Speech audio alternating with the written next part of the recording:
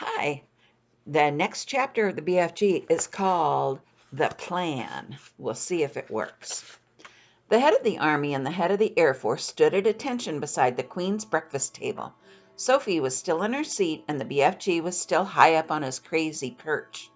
It took the Queen only 5 minutes to explain the situation to the military men. "I knew there was something like this going on, Your Majesty," said the head of the army. "For the last 10 years we have been getting reports from nearly every country in the world about people disappearing mysteriously during the night. We had one only the other day from Panama." "Oh, for the Hattie taste," said the BFG. "And one from Wellington, New Zealand," said the head of the army. "For the booty flavor," said the BFG. "What is he talking about?" the head of the Air Force said. "Work it out for yourself," said the Queen. "What time is it? 10 a.m.? In 8 hours those 9 bloodthirsty brutes will be galloping off to gobble up some other dozen unfortunate wretches. They have to be stopped. We must act fast." "We'll bomb the blighters," shouted the head of the Air Force. "We'll mow them down with machine guns," said the head of the army. "I do not approve of murder," said the Queen. "But they are murderers themselves," cried the head of the army. "That is no reason why we should follow their example," said the Queen. "Two wrongs don't make a right." "And two rights don't make a left," said the BFG. "We must bring them back alive," said the Queen. "How?" said the two military men together. "They are all 50 feet high. They'd knock us down like ninepins." "Wait," cried the BFG. "Hold your horseflies. Keep your skirts on. I think I has the answer to the maiden's hair." "Let 'em speak," said the Queen. "Every afternoon," the BFG said, "all these giants is at the land of Noddy."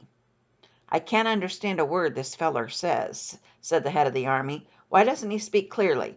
"He means the land of Nod," said Sophie. "It's pretty obvious." "Exactly," said the BFG. "Every afternoon all these 9 giants is laying on the ground snoozling away in a very deep sleep. They is always resting like that before they is galloping off to guzzle another helping of human beings." "So, go on. So what?" "So what you soldiers has to do is creep up to the giants while they is still in the land of Noddy, and tie their arms and legs together with mighty ropes and wonking chains." "Brilliant," said the Queen. "That's all very well," said the head of the army. "But how do we get the brutes back here? We can't load 50-foot giants on trucks. Shoot 'em on the spot, that's what I say." The BFG looked down at his lofty perch and said, this time to the head of the Air Force, "You is having belly poppers, is you not?" "Is he being rude?" said the head of the Air Force. "He means helicopters," said Sophie. "Well, why doesn't he say so? Of course we have helicopters." "Wopsy big belly poppers?" said the BFG. "Very big ones," said the head of the Air Force, and proudly. "But no helicopter is big enough to get a giant like that inside it." "You do not put him inside," said the BFG. "You will sling him underneath of the belly of your belly popper and carry him like a torpedo." "Like a what?" said the head of the Air Force. "Like a torpedo," Sophie said. "Can you do that, Air Marshal?" said the Queen. And here they are making their plans. "Well, I suppose we could," said the head of the Air Force. "Well, get cracking," the Queen said. "You'll need 9 helicopters, 1 for each giant." "Where is this place?" the Air Force man said to the BFG. "I presume you can pinpoint it on the map?" "Pinpoint," said the BFG. "Map? I is never hearing these words before. Is this Air Force man being talking sludge bungle?" The Air Force Marshal turned the color of ripe plum. He was not used to being told he was talking slush bungle. The Queen, with her usual admirable tact and good sense, came to the rescue. "BFG," she said, "can you tell us more or less where this giant country is?" "Yes, no, Magister," said the BFG, "not in my Nelly." "Then we're jiggered," said the Army General. "This is ridiculous." "You must not be giving up so easy," said the BFG. "The first titchy bobstickle you meet and you begin shouting you is buff-swiggled." The Army General was no more used to being insulted than the Air Marshal. His face was beginning to swell with fury, and his cheeks blew out, and they looked like 2 huge tomatoes. "Your Majesty, we are dealing with a lunatic. I want nothing more to do with this ridiculous operation." The Queen, who was used to the tantrums of her senior officials, ignored him completely. "BFG," she said, "would you please tell these rather dim-witted characters exactly what to do?" "A pleasure, Your Magister. Now listen to me carefully, you 2 boot-bogglers." The military men began to twitch, but they stayed place. "I is not having the foggiest idea where Giant Country is in the world," said the BFG, "but I is always able to gallop there. I is galloping forwards and backwards from Giant Country every night to blow my dreams into the little chidlers' bedrooms. I is knowing the way very well, so all you have to do is this.